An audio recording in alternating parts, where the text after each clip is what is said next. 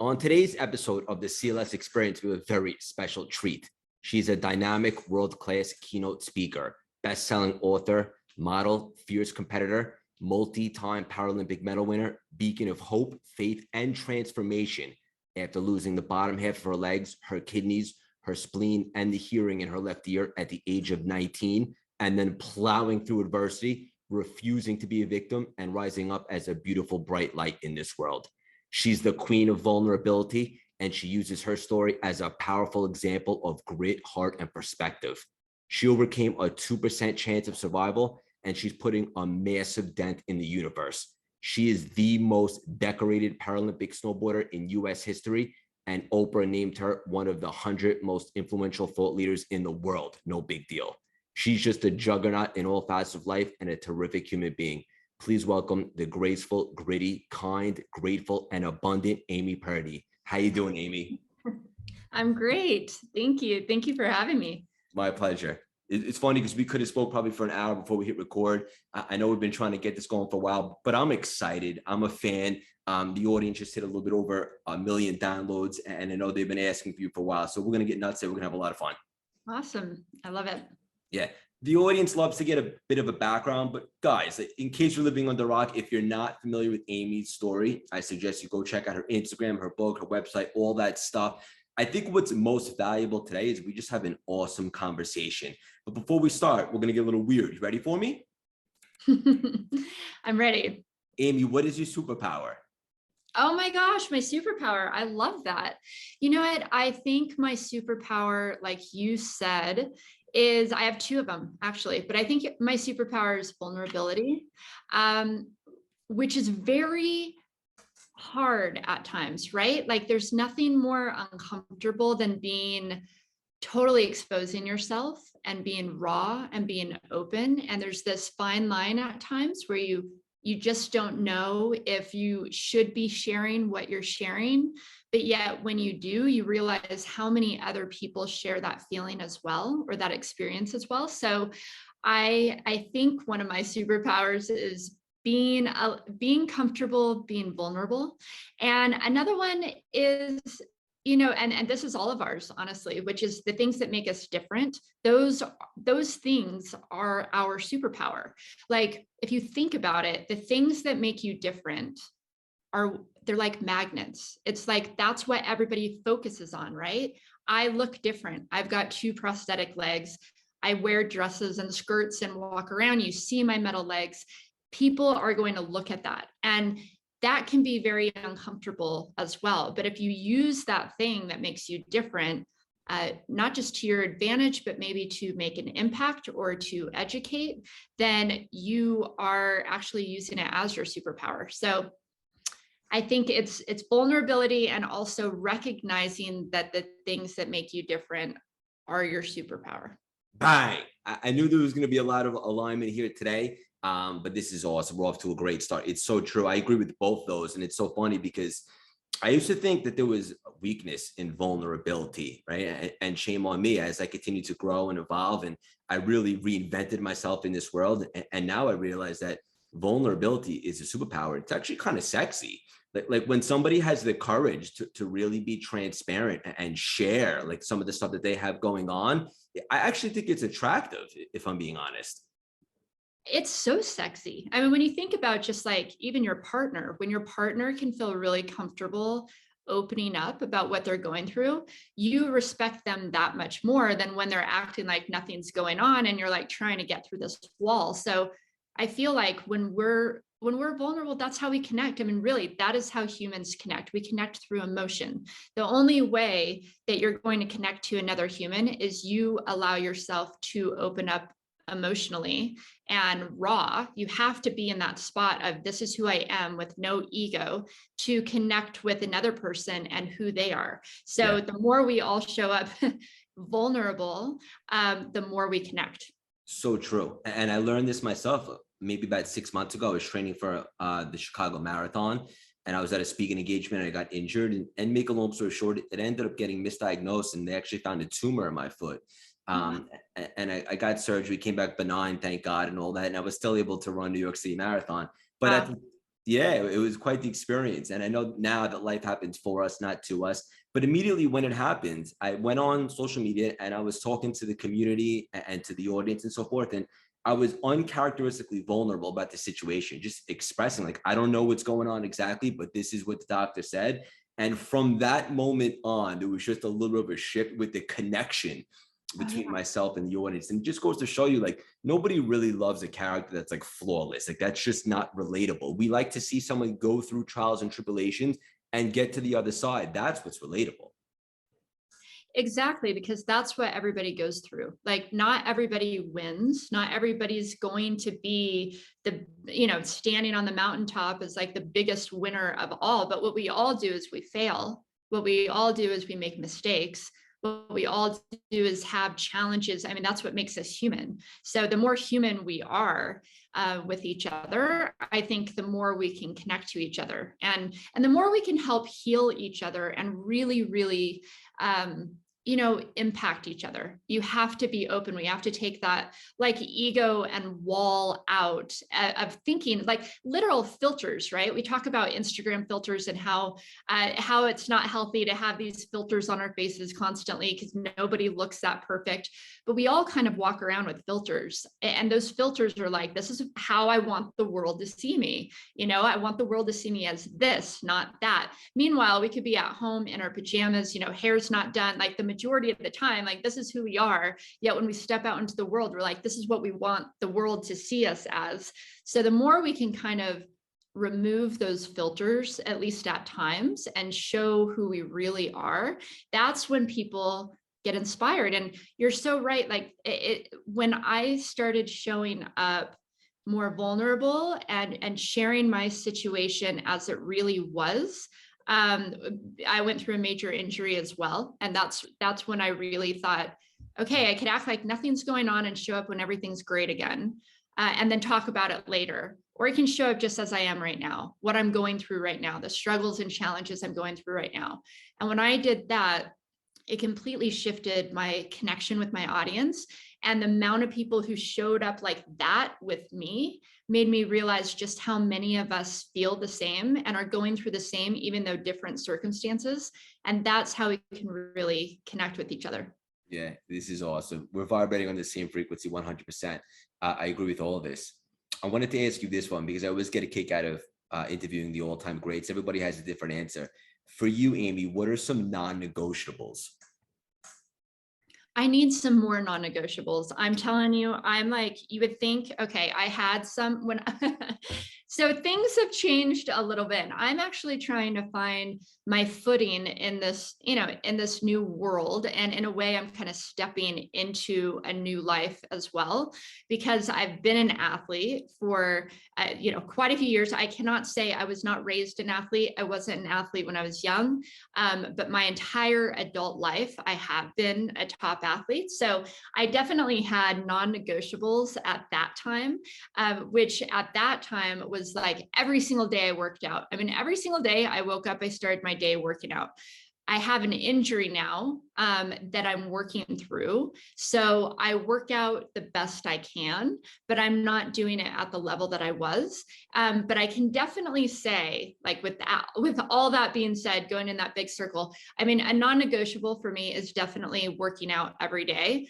No matter what you can do, like just focus on what you can do, right? So for me, having this injury, I'm not able to work out like I was, not even nearly like I was. I'm probably at a level 2 versus a level 10 like I used to be, but definitely moving my body every day is the most empowering thing that I've been able to do for myself. And I think the most empowering thing that we can do for ourselves, like that's something we have control over. We don't have control over a lot of things, but we do have control over how we move our bodies and just the choice to move our bodies. Yeah. So, I mean, that's a non-negotiable. I wish I could say waking up at 5 a.m. and, like all these amazing, successful entrepreneurs do. But I'm telling you, lately, I've thoroughly enjoyed laying in bed. Like in the morning, I'm like, I slowly wake up, I get my coffee, I kind of get my day going. Like it's a little bit different each day. because also as a motivational speaker, my schedule is a little bit, can be a little bit sporadic. So I just got off of 8 weeks of speaking where I was in, a different city, traveling to and from different places. So then now I'm okay with resting. So I'll tell you, a non-negotiable is giving myself the time to rest. That's huge. I love all this. And also like different seasons of life. Like right now you're traveling a lot and so forth. And so just taking a minute in the morning and not feeling like the pressure. Oh, society says wake up at 5, take your time, have your cup of coffee. And that's just this season. Exactly. And I think what's important is, maybe not to think about, maybe not to gauge our day on how productive we were, but on how much joy we had and how present we were. And that's what I'm focused on now. In the past, it was just how productive can I be? And now it's how present can I be? And how did I feel at the end of the day? And maybe I didn't get as much done as I know I could get done. But was I happy? Was I present? How do I feel in general about my day? And that's how I'm starting to gauge how successful my day was. Yeah, I love that. And you tie success to different things, different points of your life, right? Like 10 years ago when I was a little bit more immature, I would tie success to how much money I made. Then you realize as you grow, is success is more about the impact that you make and how happy you are. And one thing that you just mentioned is being present. And it's like a mantra that I've been saying to myself a lot recently. That's why it's so funny you just said that, is present moment, wonderful moment, right? Like how can I just make this conversation right now the most magical conversation ever? Not worried about what's happening an hour from now or what happened a half hour ago. Just every single situation, every single activity, every single moment, just make it as magical as you can by being 100% present, right? Exactly. And that's what I've been focused on as well. It's also, once again, kind of shedding that ego Yes. of what should I be right now? How do I need to sound right now? And just being 100% in the moment. Because I think when you're in the moment, you'll always think of the right things to say because you're truly speaking from your heart. If you're in the moment, you're going to impact people because you are in touch with your own emotions. You're not trying to be something just because you think other people expect that from you. So I think being present is just showing up. Once again, it's tied to being vulnerable because it's showing up, opening your heart as you are right here, right now. And that's how you make impact. Bang. So many nuggets already. This is straight up gripping stuff. And I have a feeling the audience is going to listen to this one on replay. Anybody that knows you, Amy, knows that one of the things that you love to talk about is not bouncing back, but bouncing forward. For the audience that might not be familiar, what's the message behind that? So when I was 19 years old, I lost both my legs below the knees to meningitis. It came out of nowhere. We had no idea how I got it. I fought for my life in the hospital. I flatlined in the hospital. I had a near-death experience. I barely by the skin of my teeth survived what I went through. And my life changed forever. I ended up losing my spleen. I lost my kidney function. I lost the hearing in my left ear. I lost both of my legs below the knees to septic shock. So my life completely changed. And I realized at that time, it was almost too painful to go back, even mentally to go back to who I was before, because I just was not that person anymore. I really had to let go of who I was and embrace who I am. And that's when I learned the importance of being present and kind of using what you have to get ahead, like focusing on what you can do versus what you can't do, focusing on what you have versus what you've lost. And when I did that, it brought me to incredible places. So as you mentioned, I went on to be a competitive athlete and a Paralympic medalist and Dancing with the Stars and wrote a New York Times bestselling book. But the only way I did that, the only way I bounced forward was completely letting go of the past, embracing where I was and leaning into that, leaning into who am I now? I'm somebody who doesn't have their legs, who can't do what I did before, but what can I do? What can I do with what I've got? And so that's when I learned, like, to move forward in life, it's not about, or like true resilience is not about bouncing back to what we once were. It's about accepting what is, leaning into who we are so that we can bounce forward and become everything we were put here on this earth to be. Yeah. So it's there's just no, it's funny that the definition, it's funny that the definition of resilience is bouncing back, because I think we can all say at this point, especially going through COVID, there's no going back to what we were before, to the way life was before. It's a new world, and we are new, we have new perspectives. So it's taking where we're at, leaning into who we are, and through that allows us to bounce forward into our lives.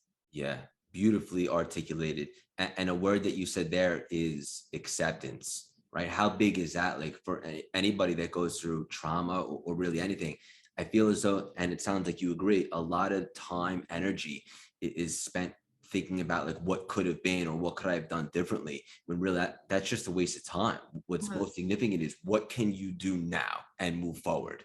Yeah. And it's hard, that's It is. it's not easy to just go, oh, I lost my legs, just got to accept it and move forward. I mean, it's okay to grieve. It's okay to go through a period of time of grieving what you lost and being confused. The unknown and uncertainty is a very scary place to be, but that's why it's so important. We just want to go back to where we're comfortable, but it's so important to be in a place of the unknown, because that is where magic happens. That is where the possibilities are literally endless. So if you're in a place of uncertainty and you're in a place of the unknown, which is a terrifying place to be, just knowing in the back of your head, this is also a very important place to be. Like, this will help define who I become. Yeah. It's not trying to avoid those emotions and grief and all of, the fear of where life is going to go. It's not avoiding that. It's kind of sitting in it, feeling it, right? So then we can become a better version of ourselves on the other side. Yeah, that's it. And for the audience, we want to be clear, like we're not like taking that lightly, sit in it, do your thing. But at the end of the day, there's only so much time that we have. And one thing that we can control, and I know you're big on this, is our attitude. Yeah, absolutely. I mean, that's, some of the things we can control. And I remember thinking about this when I lost my legs. I thought, okay, I can't get my legs back. I can't control what happened. But what I can control is the way I think about it and what I'm going to do with it. And the way I think about it, whether I look at it as this horrible thing where something horrible happened to me and I'm a victim, I can choose to look at it that way. Or I can choose to do something with this. Like, this is my situation now. So what am I going to do with it? And what can I still do? There's so much I can still do. At that point, I wasn't sure if I'd be able to snowboard again. I didn't know. I loved working out. Like, it's always been kind of every day, ever since I was 12 years old. I got a gym pass and I worked out every single day. And I'm like, I don't know if I'm going to be able to go back and do what I've always done, but I can embrace where I'm at and do what I can. And I think that is the key to success, is focus on what you can do. We don't even do that. That's the thing. The majority of people don't even do that. We kind of just get confused in what we should do and what we can't do and what we've lost. But when you think about, if you just focused all your energy into what you can do, I mean, that's how you become successtal. Like, that's how I became a top athlete. Like, okay, maybe I can't, I don't know, like, and I want to say, I don't even know what I can't do. Tightrope walk. Well, I'm going to be a tightrope walker with no feet, but I'm going to build my legs, work on those, and become the best snowboarder that I can be. Yeah. And that's what led to the success in my life. This is a really beautiful conversation. And also, I know that you're big on being resourceful and creative, but something that you just said, just you nailed it. You hit it home for me. Like in the beginning of the pandemic / lockdown, I was on Wall Street. I had to shut down my office. I couldn't work for the first time as an adult, even if I wanted to. Right. But instead of worrying about that, and believe me, I looked around and I saw a lot of people doing a lot of Netflix and a lot of day drinking. And I said, that's not going to be me. What can I do? And for the first time in my life, I found myself grounded and I asked myself, what are my passions? And then I leaned into starting my CLS brand, and it exploded and I never looked back. And now I'm completely out of Wall Street. But I think the key component there is what you just said. Like, instead of dwelling on what I can't do, well, what can I do? And we only have so much energy to allocate, right? And the choice is all of ours where we want to allocate it. Yeah, absolutely. Yeah. And when I lost my legs, I wanted to figure out a way to snowboard again. So I put all my energy, I became obsessed with figuring out feet to snowboard in. And when I realized that none existed, I decided to make a pair myself, which are now actually on display in the Smithsonian in Washington, D.C. So if any of the listeners are ever walking through the Smithsonian in D.C. and you see random feet with neon pink duct tape, those were the first pair of feet that I snowboard in. And it became an obsession to try to figure out how to snowboard again. And it's amazing because it's like that obsession is what led to every success in my life. It's like that led me to being able to snowboard again. When I was on Dancing with the Stars, I became obsessed with figuring out how to do every single dance every single week, making it look as good as possible. And I had feet overnighted. And I mean, we had prosthetists and leg makers. We had leg manufacturers coming in and out. It was insane. But that obsession is what allowed me to dance like I did on Dancing with the Stars. An obsession to write my book and get these thoughts outside of my head onto paper is what led to that becoming a New York Times bestseller. And so I think it's taking what we can do, like where is that energy, and go in that direction, versus also trying to just hang on to what we were. And it's very easy to look back at before COVID and say, oh my gosh, there was so much momentum, and you were doing certain things that now maybe don't even exist, but we now are in the unknown, and it's a perfect time to reimagine the possibilities. Yeah, 100%. And you've been successful in so many of these different areas. And I believe one of the things that you utilize as strategy is visualization and like rehearsing your life before it happens. I'm big on that too. That's one of the key components that you practice, right? Yeah. And it's funny because it's not really a skill that I necessarily learned. It's something that I always naturally did. Really? So when I was a kid, I was such a big daydreamer. I mean, I still am. And I think daydreaming is visualization. It's just two different words. And so when I was young, I would sit in class and just daydream about how I wanted my life to be. And I wanted to travel the world, and I wanted to snowboard, and I wanted to have good stories to tell. And I just saw this vision of my life. And really my life followed that path. So, be careful what you ask for. Like, I wanted great stories to tell. And now I'm like, oh, and then I lost my legs, and then I had a kidney transplant, and then all this stuff happened. But I used to daydream so much. And then when I lost my legs, I remember laying in bed, and I was so unsure of what my life was going to be like. I remember looking down and seeing that I didn't have feet anymore, and wondering what my life was going to be like, and if I was going to be able to do all the things that I wanted to do. And then I instantly went into this kind of daydream where I saw myself walking gracefully. I saw myself somehow helping other people through this journey. I just knew that I didn't know the answers, but when I figured it out, I wanted to help others figure it out. And I wanted others to feel like everything's going to be okay. Whatever it is we're faced with, it's all going to be okay.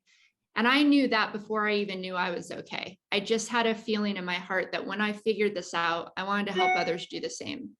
And I also wanted to snowboard again. And so I started having these just visions of like, how am I going to do it? And just getting so excited. I would get so excited when I would visualize myself snowboarding.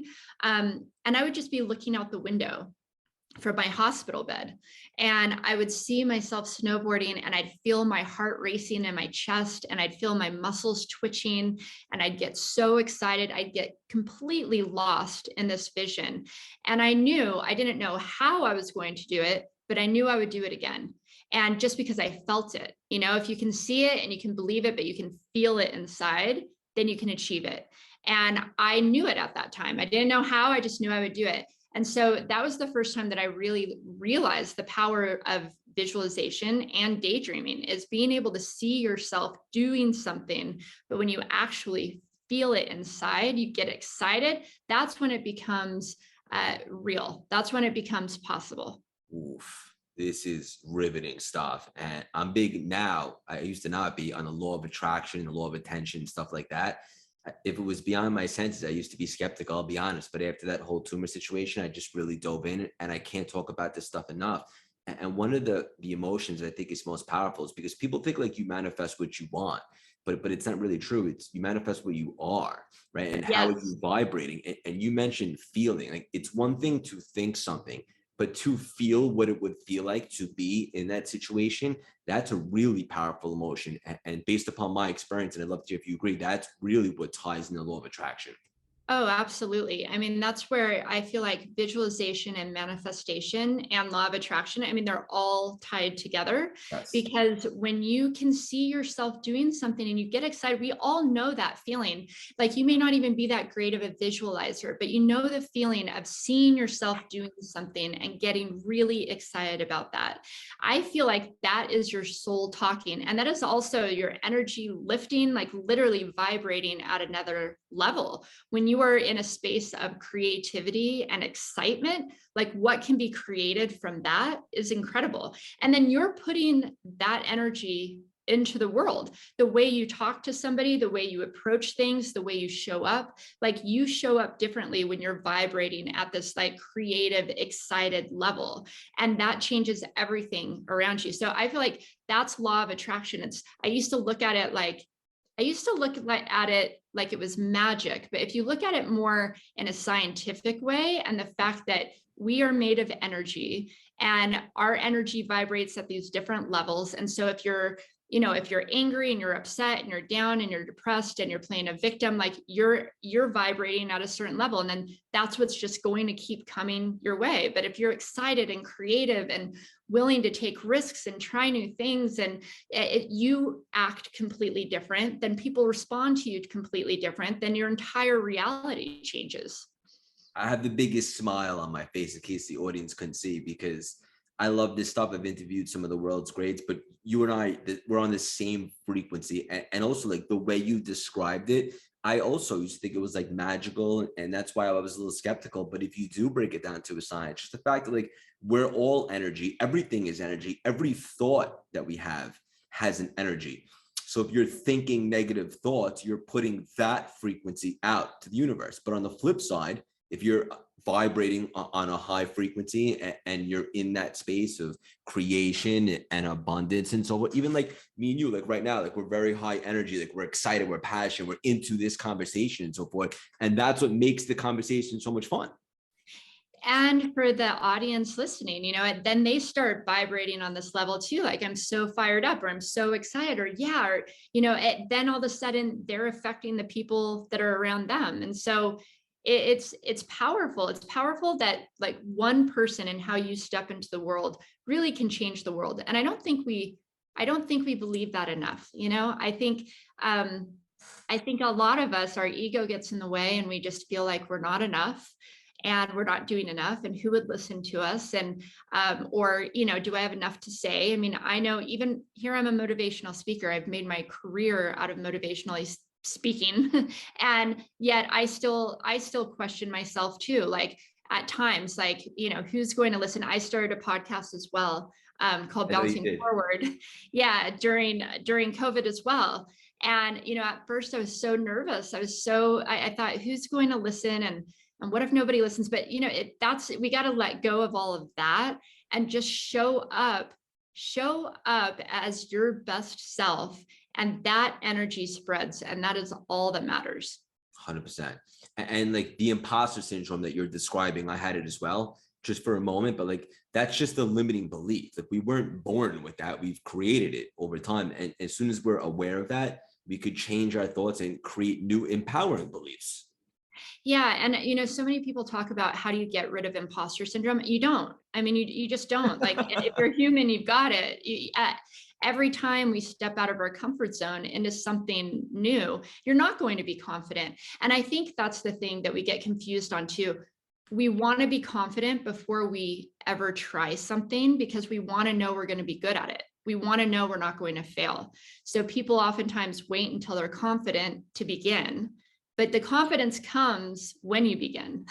The confidence comes when you start doing whatever it is that scared you. So you have to step into it and try it and risk failure and be uncomfortable. And just knowing, I think just first of all, knowing that it doesn't matter how amazing of an athlete someone is or how successful somebody is, or if somebody's an incredible motivational speaker and you feel like, oh, I could never be that. Like we've all felt that way. Everybody feels that way. The difference is if you're going to let that stop you or you're going to try to conquer it. And I think for me, I always tried to conquer it. Like I'm on a mission to conquer the things that scare me most.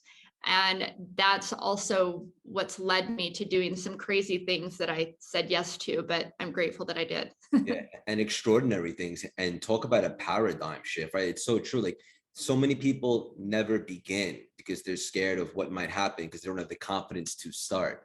But what if you started tying confidence just to the intention to begin, not necessarily the result?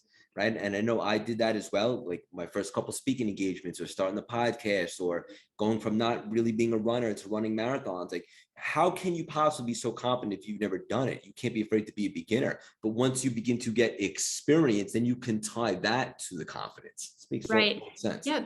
I've always believed that confidence builds confidence, and you don't need to do big, huge things to become confident.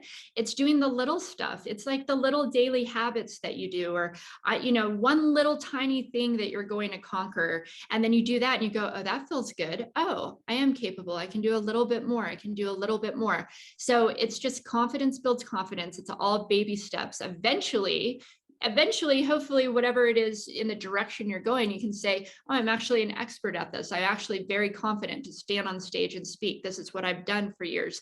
But the years and years that it took to get to that point, it's just building on the little moments of confidence that you can find and you can celebrate. Make sure you celebrate those every little win, because those little things are a big deal. I'm working on that.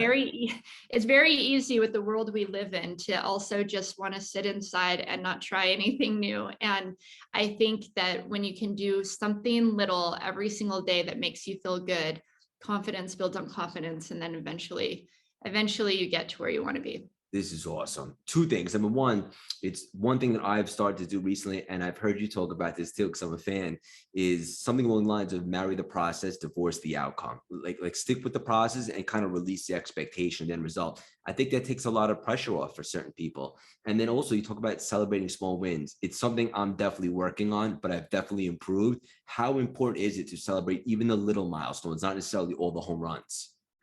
I mean, my gosh, it's so important. And when I look back, this is the thing that's just kind of crazy. For many years, I was having huge wins.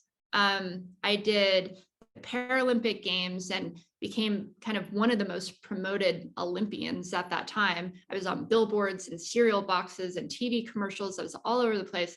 Then I did Dancing with the Stars, came in second place. Then I went on a speaking tour with Oprah. Then I did a commercial with a voiceover by Muhammad Ali, and that was a Super Bowl commercial that like kind of shot to the top. And then I wrote a book, and that became a New York Times bestseller. I never even gave myself the time to really high five myself in those massive accomplishments. You also kind of get into a mode of, well, what's next? Well, what's next? Your brain gets used to like these high highs. And so then you're not celebrating kind of some of those little just day-to-day things. And now that I had this major injury, I've been knocked out for the last 3 years. I just retired from snowboarding. COVID has, knocked all of us out and off of our feet in many ways. And so I too am stepping into the world now, like, who am I now? And I am consciously high-fiving myself and just celebrating the little tiny wins. Like, if I walked, because right now I'm making new legs because I've had this injury and I had 10 surgeries over the last 3 years. And I'm getting legs to fit right now. And it can be very overwhelming because I'm not where I want to be. And I'm definitely not where I was. But if I really pay attention to where I'm at, I'm much further ahead than I was a year ago. And you have to celebrate those little wins. I mean, just like confidence builds on confidence, positive energy builds on positive energy, gratitude builds on gratitude. It's like, if we can focus our energy into what is going right, I think more things will go right. Yeah, this is great. And again, I'm working on it. Like, I used to be the type of cat that would always push back the finish line. Like, I hit a target. All right, but what's next? Yeah. But I've been making such an effort lately to just take a second, be present, and be like, look what we did here. Or we crossed this off the list. How cool is that? And it gives momentum. And it also, like, it just elevates your state. It puts you in that frequency of accomplishment. And it doesn't have to be huge for the audience listening. It's not always going to be a touchdown, but maybe just a couple first downs. Yeah. And it's showing up for yourself. Yes. I think we all feel this deep, this deep kind of angst to do more, to be more, to show up more. We feel that it nags at us, right? Like, there's just a deep, like, you are meant for more. And if you ignore that and you sit at home and you lay in bed all day and you don't do anything, that's why you don't feel good. And then, you start going down a level of depression, or because you're just not honoring yourself. So anytime you can honor yourself, even the small stuff, I'm going to go to the gym today and work out for 15 minutes. That's it. Or I'm just going to get on the floor and work out for 15 minutes and do, 100 sit-ups and push-ups, whatever it is that you can do. That's little, just that you get up and you go, oh, I honored myself. I did what I knew I could do. Like, I feel like I feel like that's something we just don't do enough of, is honoring this feeling inside that we could be more and do more. And it's the little things that get us there. 100%. And guys, like, life hack, like, one of the ways to build confidence is by building self-trust. And how do you do that? You do what you said you were going to do. Even if it's something as simple as get on the floor for 10 minutes, do a couple push-ups. Yeah, exactly. Yeah. We have to shift gears for a second because I have to ask you, and I know the audience is going to want to hear this one too. We're talking about high frequencies and vibrations, and that's all great.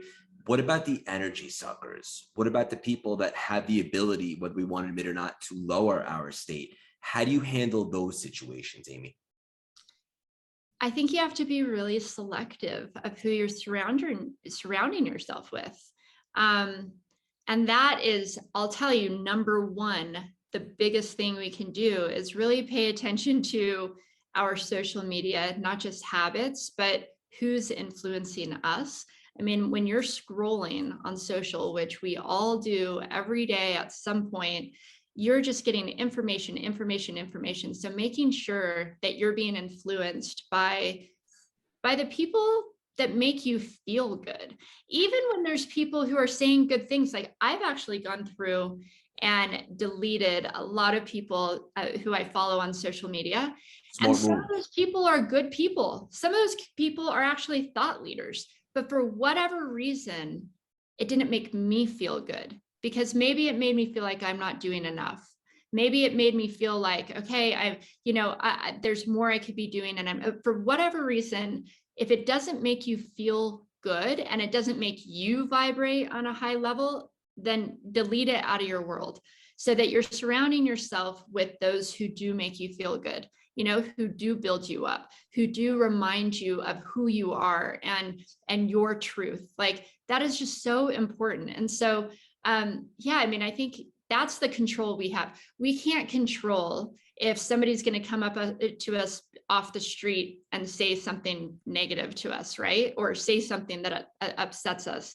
And we can't always control, even if you're around people in your family who maybe bring you down or, don't have the same beliefs. Not everybody's going to have the same beliefs. In fact, I feel like looking at, all of our like families, we're everybody's so different. Not everybody in that family system's going to be this believer in their dreams and possibilities. So you have to be that no matter what. Like you have to be that on your own, and you have to be selective with when and who you share your energy with. Yeah, and who you accept energy from. That's it. And I can already hear some of the eye rolls and like, well, what if it's like you just said, Amy, what if it's close family? How do I keep my distance from them? It can even be your significant other. I mean, you can have this incredible relationship, healthy relationship with your significant other, but they maybe don't have, maybe they've got more limiting beliefs because of how they were raised than what you have. It doesn't mean you need to divorce and, have it be done with. It means you need to honor yourself and make sure you're spending the time that you need to support those beliefs that you have. And then you kind of decide the times that you can spend in somebody else's world, if that makes sense. Like, because we all have different habits, right? Like I'd say even my husband and I, he's way more relaxed. I'm way more of a go-getter. I mean, we're just, and that can drive you crazy. In the past, it used to. And now I actually really appreciate it because I'm like, okay, as long as I'm honoring myself and doing the things that I know I'm capable of doing, I can also spend time, of course, like, my husband and I, we both work from home, so we're together a lot, but I can also relax and chill and enjoy that downtime with him as well. I don't have to be going a million miles an hour all day long. The balance is important. And so I think, I think it's more just making sure you're honoring yourself and your beliefs in the possibilities and what you're trying to achieve. Take the time to do that. Schedule the time in your day to do that. Because, then the rest of the time it's like, okay, you're spending time with family, you're spending time with other people that may not have the same beliefs as you and may not kind of have the same, even beliefs in the possibilities as you. You don't have to convince them of anything. You just need to do the work yourself. This is great stuff. This has been really big for me specifically over the last couple of years. And like, you have to be so intentional with the energy you surround yourself with. And for the audience, like, it's okay to say no, right? And I used to never say no. I was more of a people pleaser. I'll be straight up with you, but I've really transformed and elevated. And now I actually take pleasure in saying no to stuff that if I feel like it's going to infiltrate my little bubble of serenity. I do too. And it's so funny because if you had asked me years ago, I was such a yes girl. I said yes to everything. Yes. And I thought that is also why I'm successful, because I've said yes to the things that scare me. I say yes to things that are out of my comfort zone. And there is a truth to that for sure. But I think you also get to a point where saying no to things is just as important, because then you can focus on the things that are really important to you, that give you life and energy versus sucking it from you. And I think that's what's important too, is really paying attention to what gives you energy, what fires you up, and what depletes you. And I've been really cautious of that over this last year, especially because of COVID, because of the world being, stressful as it is.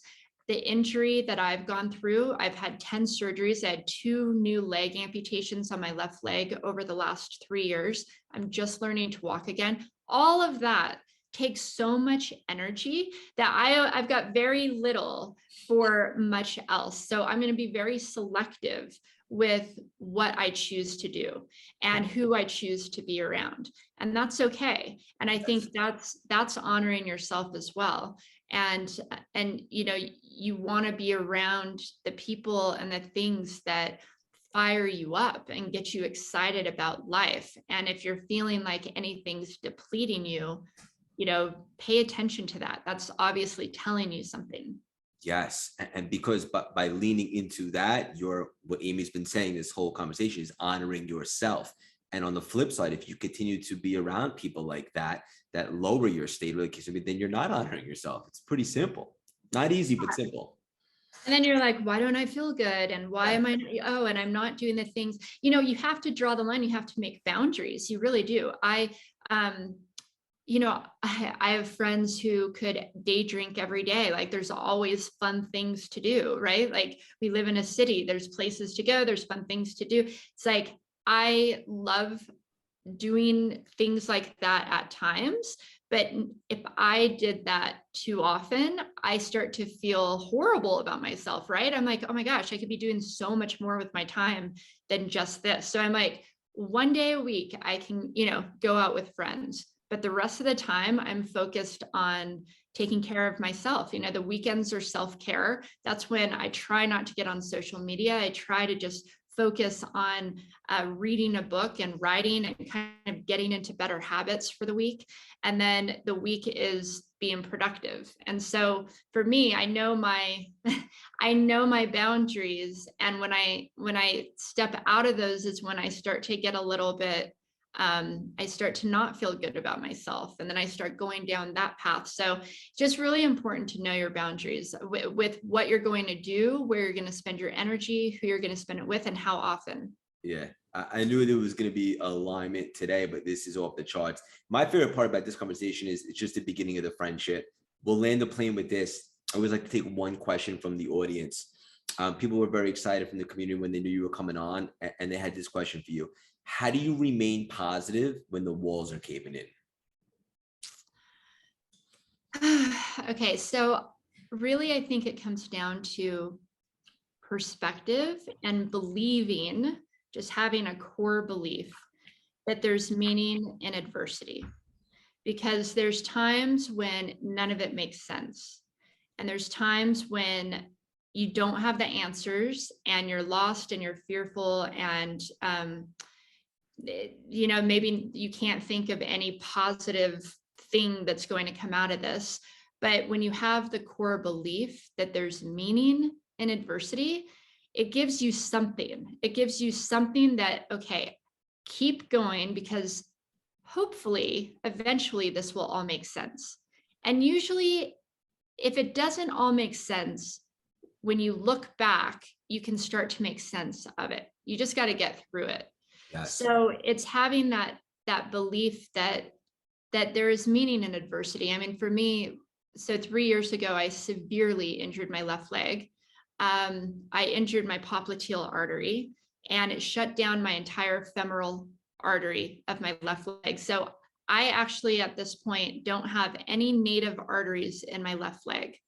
And it was terrifying to go from being a top athlete and, you know, peak of performance in every way. I was busy. I was on stages. I was, you know, speaking around the world. I was competing at the top competitions. I was winning medals. To go from that level of physically being so capable to now fighting for the remainder of my leg was terrifying. And it felt like the walls were caving in. If there was ever a time in my life where I felt completely defeated and like, maybe none of this makes sense. Maybe all the things that I've always believed isn't true. Maybe just bad things happen. That's all there's to it. You know, I lost a lot of hope, and I had a lot of fear, and I had a lot of anxiety. It felt like the rug got pulled out from under me. Everything I thought I knew went out the window.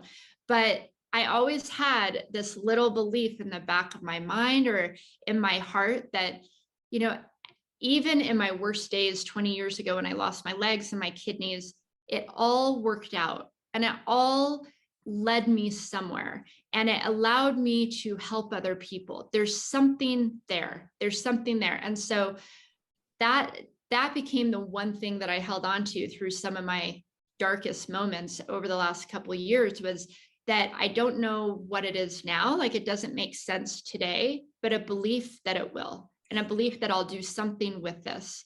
Sometimes that's all you can hang on to. Yeah, that's beautiful. First of all, I just want to let you know you're a beautiful human being inside and out. I admire you and I adore you. And it's so true. Like, life happens for us, not to us. And if you carry that mentality, it makes it a little bit easier to get through the inevitable adversity when it comes. Because even though you may not understand at the time, you know it's happening for you, and you'll be able to figure out sooner than later. If you really believe that, if that is your core belief, you don't have to know, well, how is this happening for me? Well, you know what, just hang on and you'll figure it out. That's it. Yep. Bang. Mic drop. Like I was saying earlier, the podcast is blowing up. The brand is exploding. We just hit a little bit over 1 million downloads. What is the best way for the audience to support you? I love that. And thank you for that. You know what? Just come say hi. Come say hi, show your faces. I'd love to know, who's there. Really. I love doing podcasts like this, when I get to meet a new audience and hear where everybody's coming from and connect with new people. And so, I mean, really right now, Instagram and TikTok is kind of where I've been showing up, and I do connect with my audience there. I respond to DMs, and so I think the biggest thing right now is just come say hi, and let's continue to connect and support each other. Done and done. What's the best way for me personally to support you? Oh my gosh. You're doing a fantastic job already. I mean, really, this is incredible.